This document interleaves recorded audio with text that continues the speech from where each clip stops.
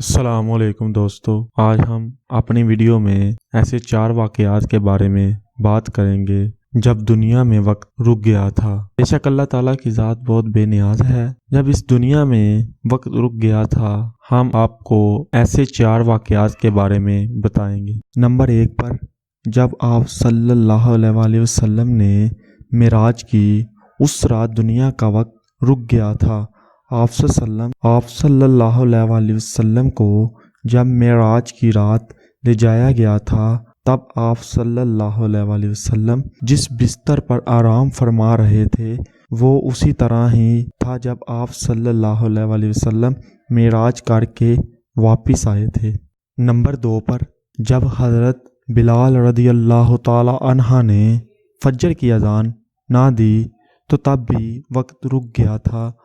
حضرت بلال رضی اللہ تعالی عنہ کی بجائے کسی اور نے اذان دی تو سب لوگوں نے نماز ادا کر کے اپنے اپنے کاموں میں مصروف ہو گئے اور دن کی روشنی ہی نہ ہوئی تو حضرت جبرائیل رضی اللہ تعالی عنہ نے رسول پاک صلی اللہ علیہ وآلہ وسلم سے عرض کی کہ حضرت بلال رضی اللہ تعالی عنہ کو کہیں کہ اذان پڑھیں، اور پھر نبی کریم صلی اللہ علیہ وآلہ وسلم نے حضرت بلال رضی اللہ تعالی عنہ کو فرمایا اذان تم دو دوبارہ، اور پھر نماز ادا کی گئی۔ پھر جا کر دن کی روشنی اور وقت چلا۔